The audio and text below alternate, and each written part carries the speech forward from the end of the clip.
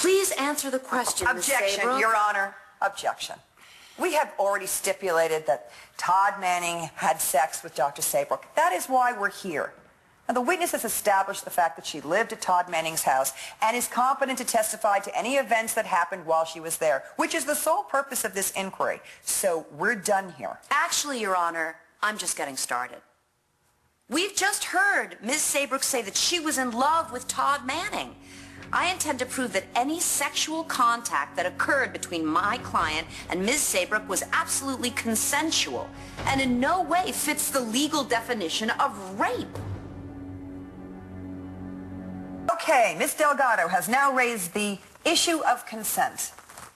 Exactly how does an amnesiac give consent? You know, because my understanding is that the law clearly designates amnesia as a mental disability, rendering one Incapable of granting consent. Yes, I am aware of the statute. She didn't know what she was doing. Or she didn't know who she was or what Todd had done to her. Doesn't that count for anything? Please sit down. Right, Your Honor. That was Dr. Saybrook's son, and although out of order, he has made my point for me.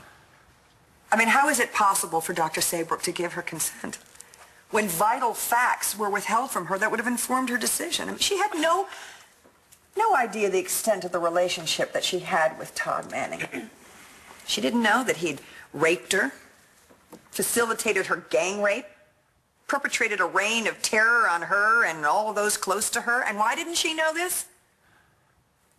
Because Mr. Manning purposefully kept her in the dark. He lied to her, and he kept her dependent upon him. He kept her in his house under armed guard, kept her from her family, kept her from her friends, and never once did he utter the words, "You have a son."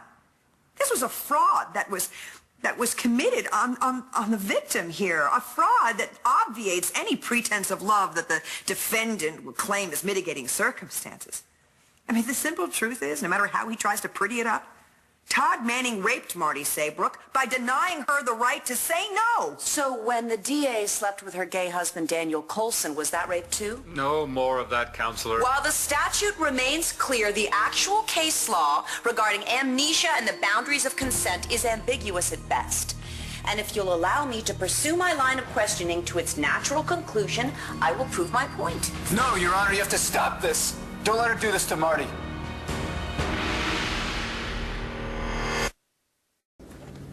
Mr. Manning, please take your seat. No, not until she stops us. I told you not to beat up on her. I'm telling you that if you don't let me force the truth out of her now, she will face a much worse line of questioning when we go to trial. Is that what you want? Listen to me.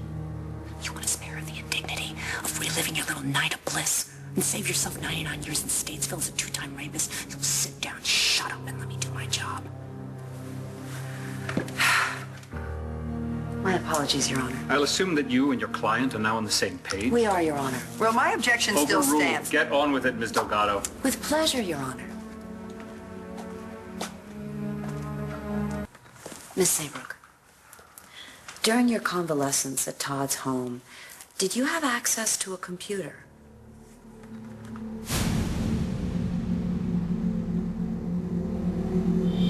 Yes, there was a laptop.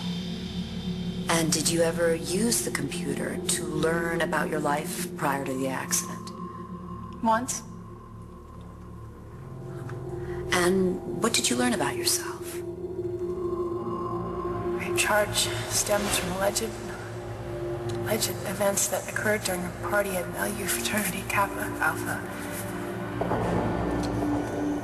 Answer the question, Miss Saybrook. What did you learn about yourself? I found an article about the rape trial. You mean the first time you accused Todd of rape? Objection, Your Honor. The defendant was tried and convicted of raping Dr. Saybrook. I will rephrase. Thank you. That would be lovely. You're welcome. When did you find this article? Beginning of October. And when did you leave Todd's home? When the police got to me. I was asking for an approximate date. Early November. So you knew that Todd had been convicted of raping you, and yet you chose to stay at his house for another month.